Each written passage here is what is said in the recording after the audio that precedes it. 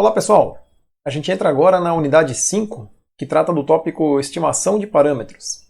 Aqui a gente vai aplicar conceitos estudados anteriormente, como fundamentos de probabilidade, modelos de distribuição, variáveis aleatórias contínuas, discretas, com o objetivo de realizar a inferência estatística, e de forma bem resumida é tirar conclusões a partir dos dados observados.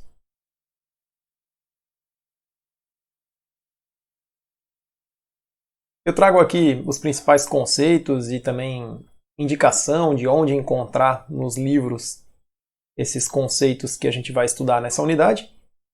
Então, parâmetro e estatística, distribuição amostral, teorema central do limite, que é um conceito bastante importante em estatística, o que é uma estimativa pontual e o que é um intervalo de confiança. Vamos aprender o que é cada uma dessas coisas e como utilizá-las também.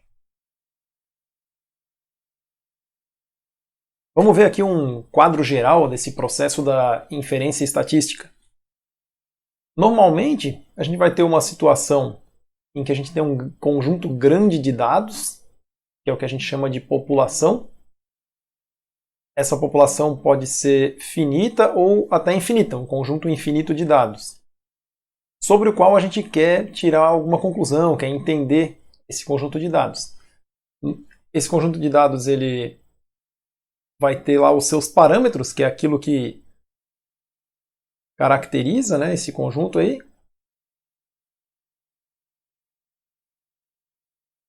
Que pode ser a média desse conjunto de dados, pode ser a variância, uma proporção de dados com valor superior a tanto, proporção de dados com problema, de dados incompletos, enfim, proporção, né?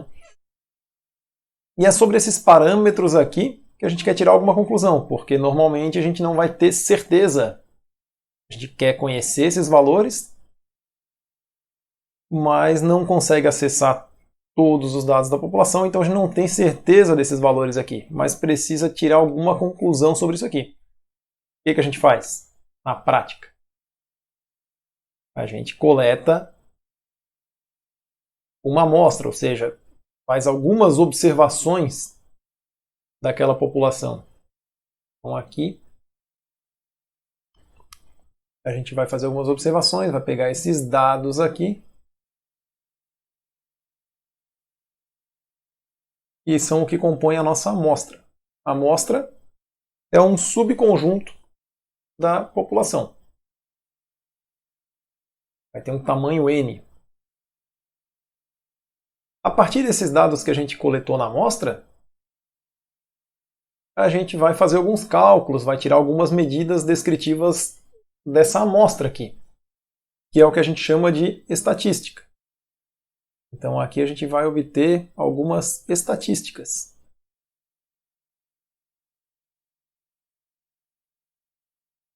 Que são as medidas descritivas da amostra.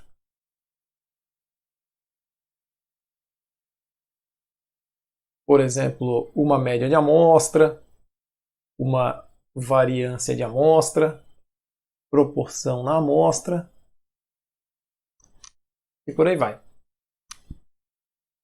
Sobre essas estatísticas aqui, é que a gente vai aplicar esses conceitos e ferramentas estatísticas disponíveis. E a gente vai ver a partir de agora. Então aqui a gente aplica essas ferramentas. E com base nos resultados que a gente vai ter aqui, a gente vai tirar conclusões sobre os parâmetros da população. E esse processo aqui, de a partir de dados da amostra, aplicar algumas ferramentas estatísticas e tirar conclusões sobre a população, é o que a gente chama de inferência estatística. E a gente pode dividir as ferramentas da inferência estatística em dois grandes grupos. Um deles seria a estimação de parâmetros e o outro seria os testes de hipóteses. Como vocês viram ali, a gente já falou um pouco sobre os conceitos de parâmetro e estatística. Parâmetros são medidas descritivas da população, estatísticas, medidas descritivas da amostra. E aí já fica claro para a gente agora aquela dúvida que poderia existir anteriormente de poxa, quando é que esse μ aqui, que representa a média, quando é que eu uso μ, quando é que eu uso x com a barra? Quando é que eu uso sigma quadrado, quando é que eu uso s ao quadrado? A diferença conceitual é essa daqui. Essas letras gregas, normalmente a gente utiliza para denotar os parâmetros da população, e o x barra, o s quadrado, a gente utiliza para as medidas descritivas, ou seja, as estatísticas, que estão relacionadas à amostra.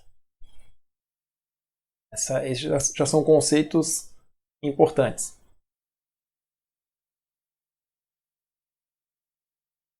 Vamos falar de distribuições amostrais. Nós vimos ali que a gente vai fazer observações de dados tirados da população.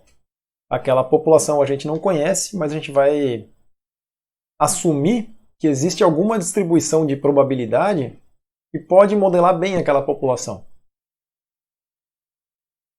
E como a gente está fazendo a coleta dos dados de maneira aleatória, a gente pode tratar as observações que a gente está fazendo como variáveis aleatórias, cuja distribuição está relacionada com a distribuição lá da população, pois elas vêm dessa população.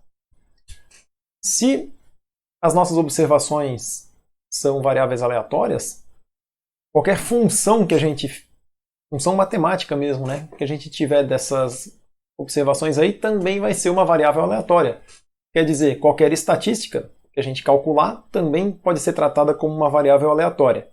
Então aqui está representado, né, o θ chapéuzinho, seria uma estatística qualquer, que é uma função daquelas n observações que a gente fez. Isso aqui vai ser uma variável aleatória. Se é uma variável aleatória, é possível atribuir a ela uma distribuição de probabilidades. E é a partir daí que a gente vai montando as nossas ferramentas de inferência estatística. A distribuição de probabilidades de uma estatística é chamada de distribuição amostral. A distribuição de probabilidades de algo relacionado à amostra. Então, distribuição amostral. E aí, dentro desse contexto, uma distribuição amostral muito importante é a distribuição amostral da média da amostra. E a gente tem um resultado muito importante, muito utilizado em estatística, que culminou no chamado teorema central do limite.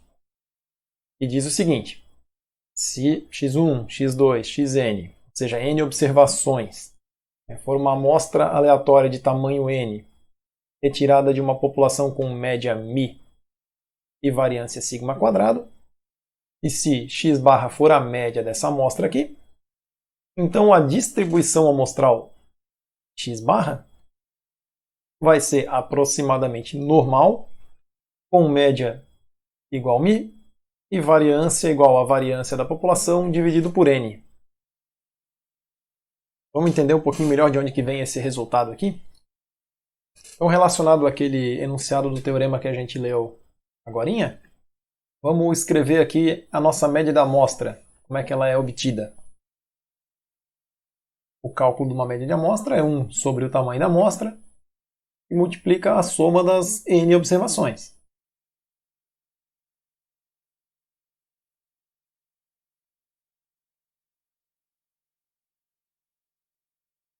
A gente quer obter a distribuição amostral dessa média aqui, né? Então a gente quer obter o valor esperado e a variância dessa média de amostra. A gente também pode escrever a média da amostra da seguinte maneira. E aqui a gente já lembra, né, consegue enxergar essa expressão aqui como uma combinação linear de variáveis aleatórias contínuas.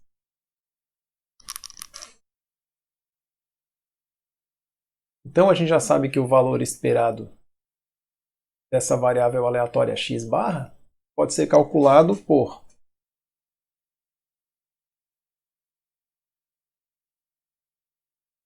a constante 1 multiplicando o valor esperado de x1, mais a segunda constante multiplicando o valor esperado de x2, e assim por diante.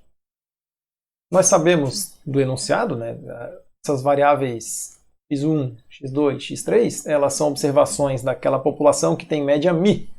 Então o valor esperado de x1 é μ, o valor esperado de x2 também, até xn. 1 sobre n vezes μ, mais 1 sobre n vezes μ, mais 1 sobre n vezes μ, n vezes 1 sobre n vezes μ. Simplificando, temos, por fim,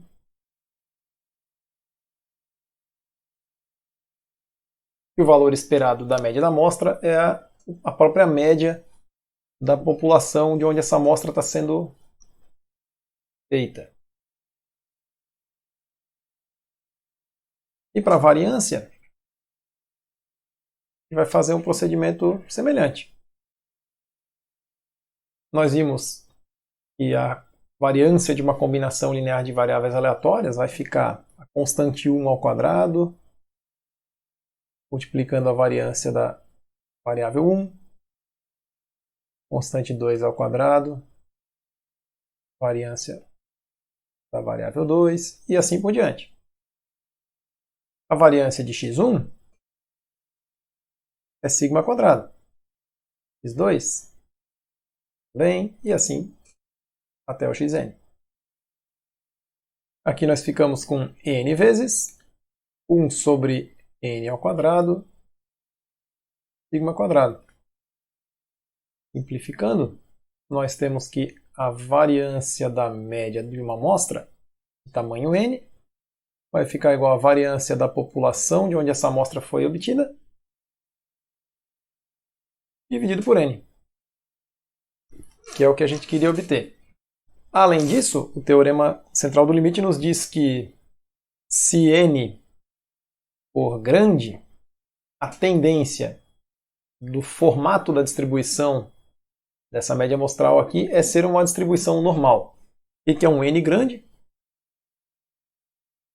Costuma funcionar bem já para tamanhos de amostra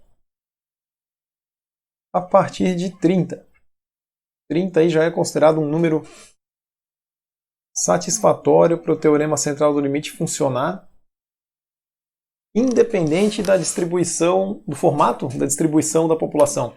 Então a população vai ter uma distribuição uniforme, a gente não sabe, né? Mas seja lá qual for, à medida que a gente for coletando amostras de tamanho 30, a distribuição das médias dessas amostras aí tende a ter uma distribuição normal. Vamos aplicar isso aí nos exercícios para praticar um pouco? Então, exemplo 1. Uma companhia telefônica fabrica resistores com resistência média de 100 ohms, desvio padrão de 10. A distribuição das resistências é normal. Então aqui ele já deu essa informação sobre a distribuição da população. Não era nem necessário, mas está ali. Letra A. Calcule a probabilidade de um resistor selecionado aleatoriamente ter resistência inferior a 95 ohms. A nossa variável aleatória contínua aqui, x, é a resistência, resistores, em ohms. E nós sabemos que esse x aqui tem uma distribuição normal com a média igual a 100 e desvio padrão igual a 10. E aí foi pedido para a gente calcular a probabilidade de um resistor selecionado aleatoriamente ter uma resistência inferior a 95 ohms. Eu estou representando aqui a distribuição de probabilidades dessa variável x. Ela é uma distribuição normal, com média 100, desvio padrão 10. E a gente quer calcular a probabilidade de x menor do que 95. Aqui o 95. Essa probabilidade que a gente quer calcular corresponde à área que eu vou achurar aqui.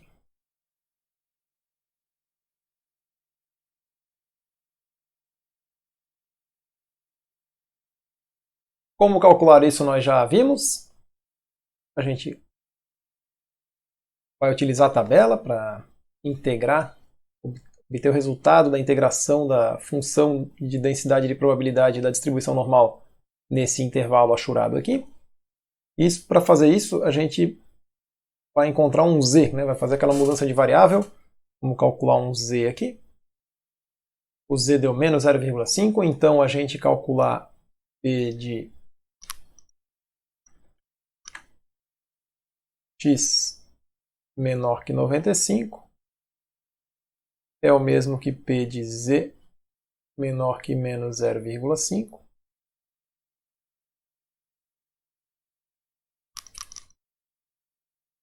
Esse dado aqui a gente já tira direto lá da tabela de distribuição normal. Vocês vão encontrar lá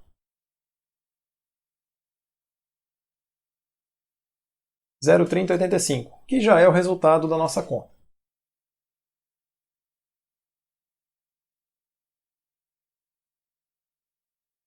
Ou seja, 30,85%. Aqui na letra A, não teve nada de novo, não teve nada de distribuição amostral da média, nem teorema central do limite. Isso vai aparecer na letra B. Letra B pergunta para a gente: calcule a probabilidade de uma amostra aleatória com n igual a 25 ter uma resistência média inferior a 95 ohms. Então, viram o que mudou? Agora a gente vai coletar uma amostra de tamanho 25, vai medir as 25 resistências e calcular a média dessas 25 resistências. Aí qual é a probabilidade de essa média resultar em um valor inferior a 95 ohms? Agora a nossa variável aleatória é a média da amostra. Nós queremos calcular uma probabilidade para essa variável aqui. Para calcular uma probabilidade, a gente precisa de um modelo de probabilidade para ela. O que a gente sabe acerca dessa variável aleatória? Como ela é uma média de amostra, um n igual a 25, então vejam que é um n que não está perfeitamente adequado ao teorema central do limite, mas já é um n se aproximando do 30. Além disso, a própria distribuição original, a gente já sabe que tem uma distribuição normal. Então a gente pode aplicar o teorema aqui sem problema. A gente sabe que vai ser uma distribuição normal, com a média igual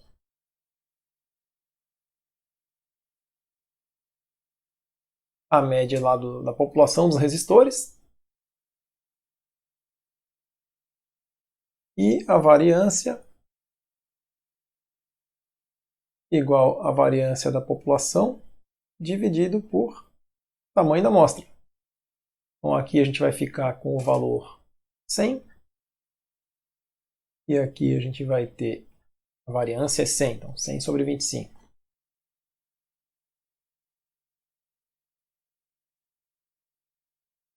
A variância vai ficar 4, o desvio padrão amostral, da média amostral, o desvio padrão da média amostral vai valer 2. E são esses valores que a gente precisa para fazer nossas contas de probabilidade. Vamos destacar esses valores aqui. Então, a distribuição de probabilidades dessa média amostral vai ter um formato normal, com uma média 100 e um desvio padrão 2. A gente quer calcular a probabilidade de uma média de amostra com tamanho 25 resultar em um valor menor que 95. 95 estaria mais ou menos por aqui. A área que a gente quer obter, que corresponde à probabilidade essa daqui. E aí aquele mesmo procedimento. Vamos encontrar um z. Vamos lá na tabela. E encontrar o resultado final. Aqui o z vai resultar em menos 2,5. Aí a gente tem que probabilidade x barra menor que 95 é igual a probabilidade de z menor que menos 2,5. Esse valor aqui a gente obtém na tabela. E ele vale 0,0062. E é o nosso resultado final.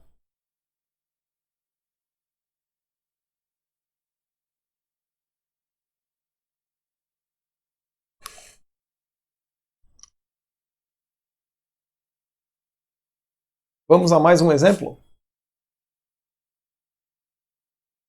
Uma variável aleatória contínua tem distribuição uniforme com a seguinte função densidade de probabilidade. f de x vale 1/2 no intervalo entre 4 e 6. Encontre a distribuição, forma e parâmetros da média de uma amostra aleatória de tamanho n igual a 40, retirada dessa população. Detalhando um pouquinho mais, aqui a ideia é a seguinte: se nós fôssemos retirar inúmeras, quase infinitas médias de amostra de tamanho 40, como que ficaria a distribuição dos valores dessas médias de amostra? Cada vez que a gente fizesse a média de uma amostra de tamanho 40, a gente vai ter um valor. O valor vai variando um pouquinho. Qual fica a distribuição desses valores? Então é isso que a gente vai fazer agora. Aqui eu já desenhei, esbocei graficamente a distribuição de x, que é uma distribuição uniforme entre 4 e 6. Como é que fica a média dessa distribuição ali? A gente já sabe, na distribuição uniforme, ela é simétrica em relação à própria média. Então, aqui o valor da média é o próprio meio da distribuição aqui, 5. E a gente também sabe que o desvio padrão de uma uniforme pode ser calculado pela expressão b, o limite superior menos o limite inferior ao quadrado, dividido por 12, raiz disso tudo. Então, vai ficar... Bom, temos a distribuição da variável, da população.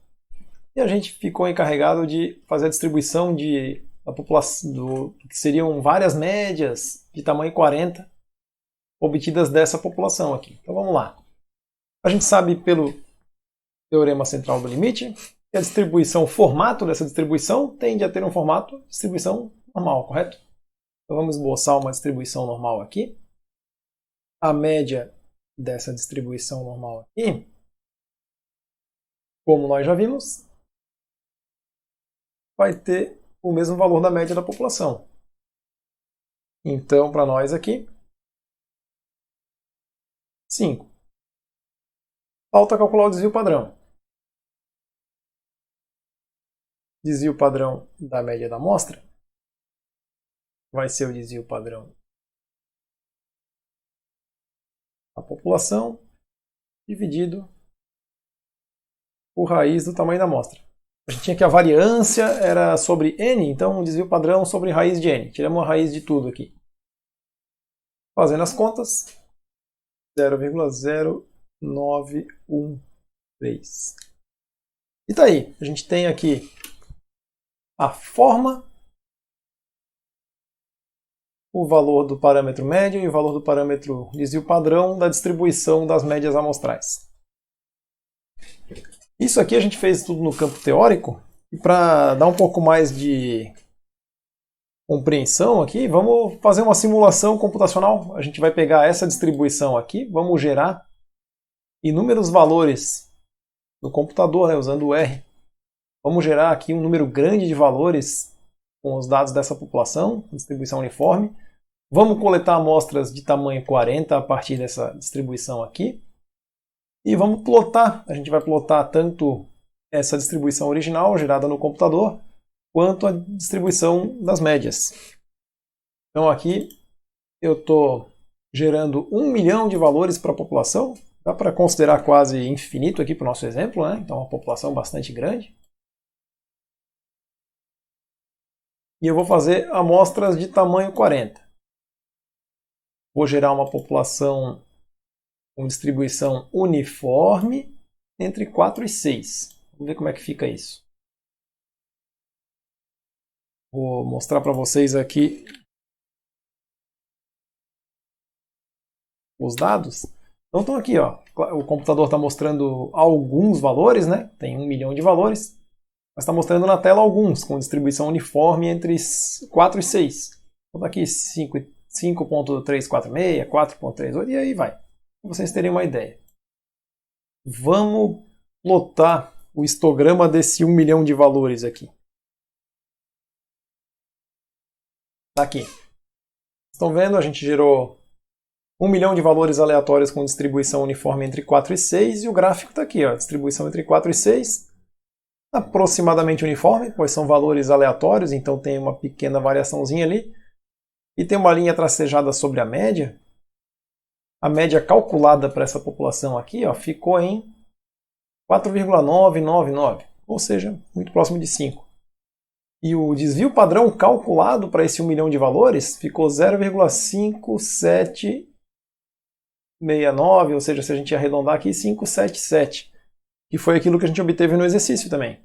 Então até aí tudo certo. Agora vamos fazer o seguinte, eu vou pegar amostras de tamanho 40, vou pegar várias.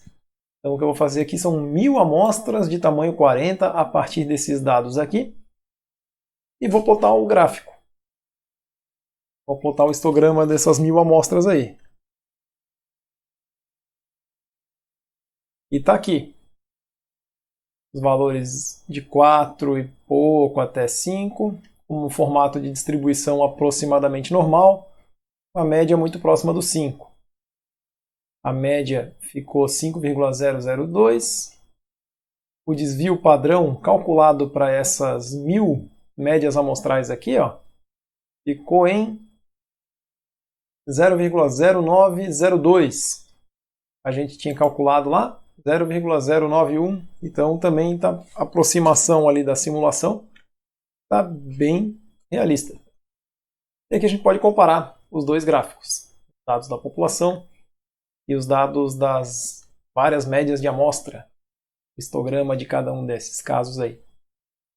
Para falar agora do conceito de estimativa pontual, queria voltar rapidamente àquele nosso esquema aqui da inferência estatística.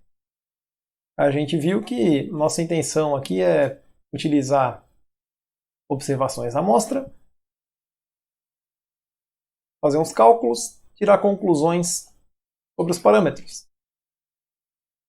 Muitas vezes, alguma dessas conclusões que a gente vai querer ter é um valor, um número que represente bem a média, por exemplo. A gente quer ter um número que represente essa média.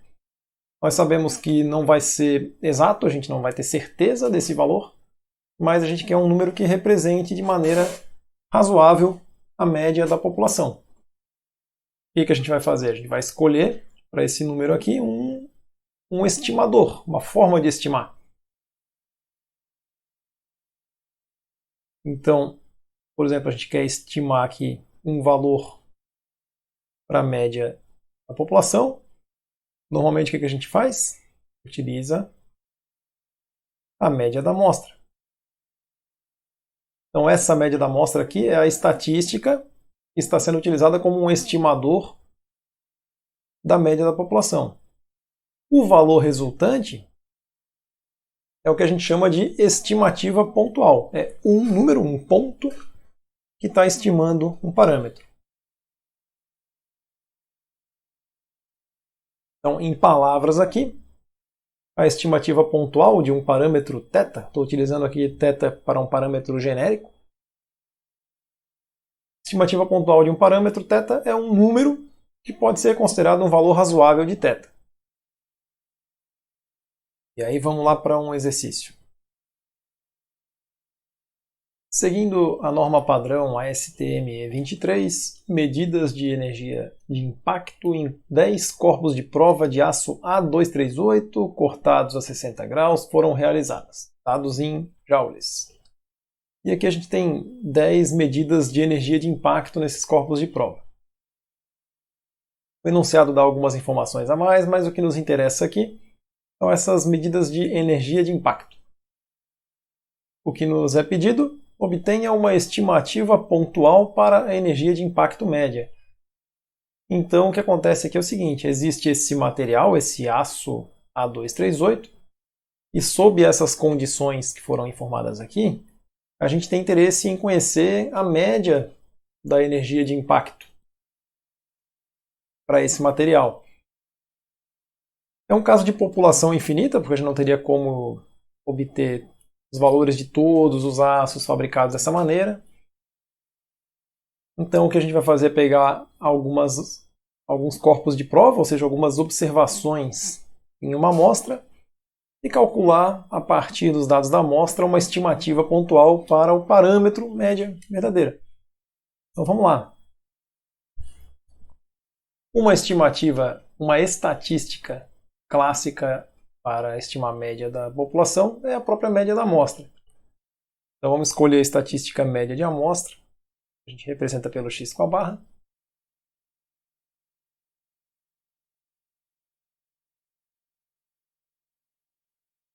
Calculando com base naqueles 10 valores, a gente vai encontrar 64,46 joules.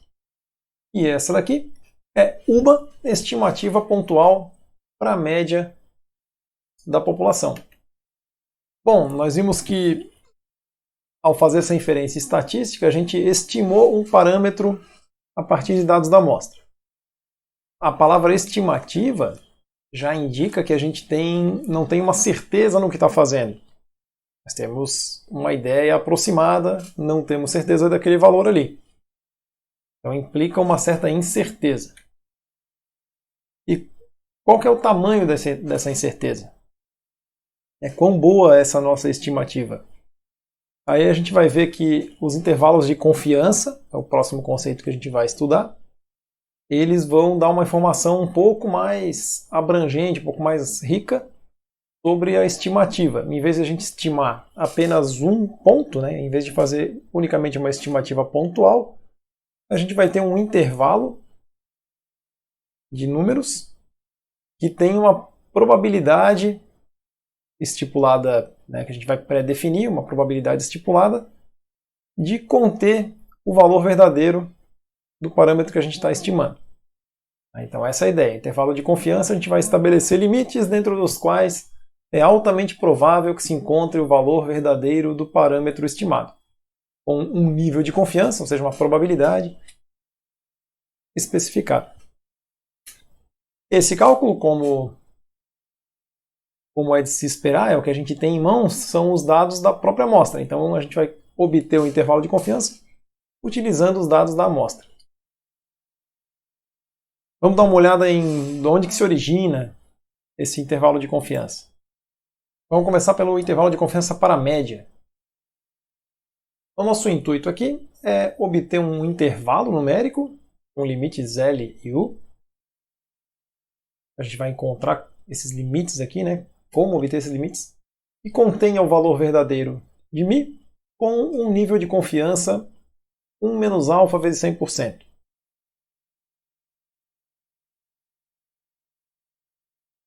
Nosso interesse é na média da população. Para estimar a média da população, a gente utilizou a média da amostra, né? E nós sabemos que a variável aleatória normal padrão pode ser construída da seguinte maneira. A média da amostra aqui tem uma distribuição normal. A própria média dela é a média da distribuição da população. Nós podemos escrever em termos da variável aleatória normal padrão z, essa expressão aqui, probabilidade de um certo z estar entre dois valores determinados é de 1 menos alfa. Vamos colocar isso aqui em termos gráficos, vai ficar mais fácil de entender. Então a gente vai ter aqui um valor z, que a gente chama menos z alfa sobre 2, e aqui o z de alfa sobre 2. São valores simétricos. Por que a gente chama de z de alfa sobre 2? Porque a área que está aqui, acima desse z aqui, essa área aqui, tem tamanho alfa sobre 2. De forma simétrica, essa área aqui também tem tamanho alfa sobre 2. Portanto, aqui no meio,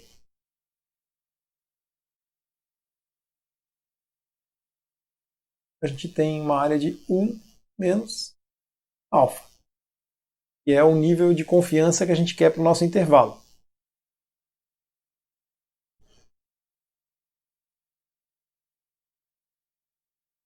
Substituindo a equação 1 nessa equação aqui, que é a equação 2,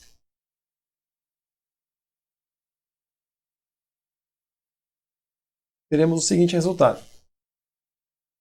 A gente quer um intervalo para μ, para o parâmetro μ, então vamos isolar μ na equação, nessa equação aqui. Então, esse intervalo aqui, com esses limites, né, ele é um intervalo aleatório, pois ele contém variáveis aleatórias que o determinam. Esse intervalo aleatório ele possui uma probabilidade de 1 menos alfa de conter o valor verdadeiro de μ. Então a gente pode escrever agora na forma final o intervalo de confiança para a média. Intervalo de confiança para o parâmetro média com nível de confiança 1 menos alfa vai ficar daí a expressão para o intervalo de confiança para o parâmetro média com nível de confiança 1 menos alfa. Vamos aplicar isso aqui num exemplo.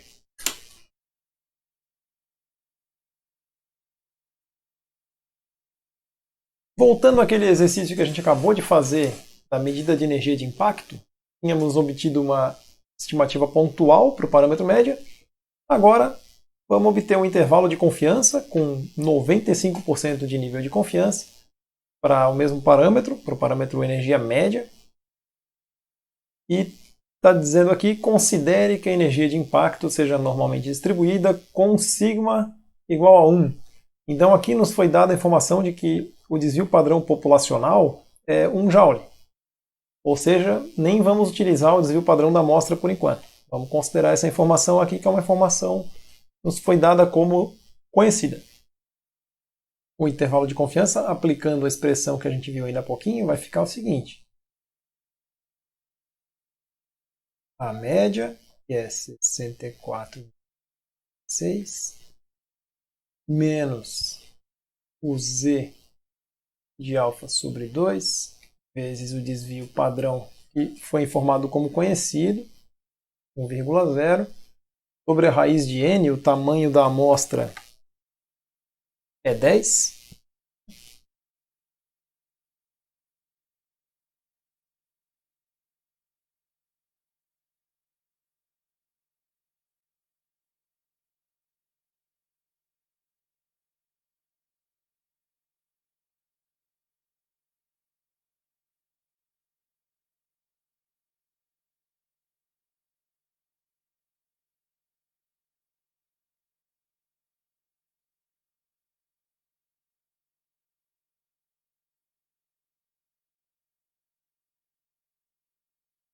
Está faltando a gente encontrar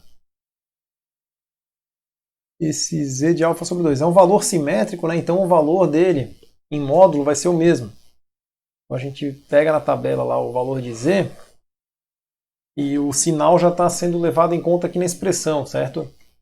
Vamos pegar só o valor em módulo de um Z. Lembram do desenho lá, né? Vamos voltar lá. Essa área aqui para a gente vai valer alfa sobre 2. 1 menos alfa é 95% no nosso exemplo. Então, alfa, 5%. Alfa sobre 2, 2,5%.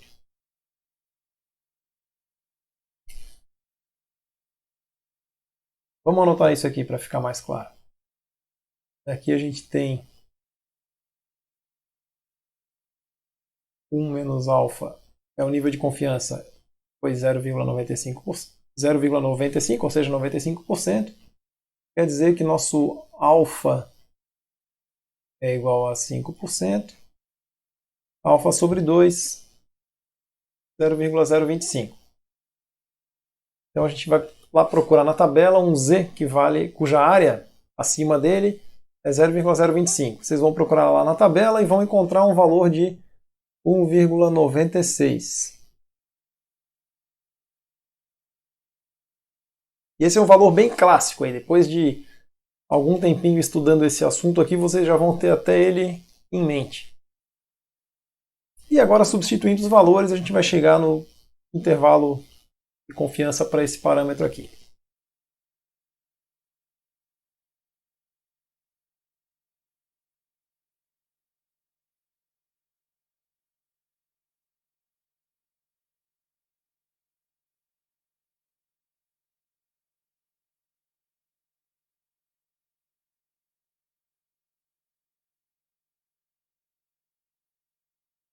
Então esse intervalo aqui, limitado por 63,84 e 65,08 joules, tem 95% de chance de conter o valor verdadeiro μ.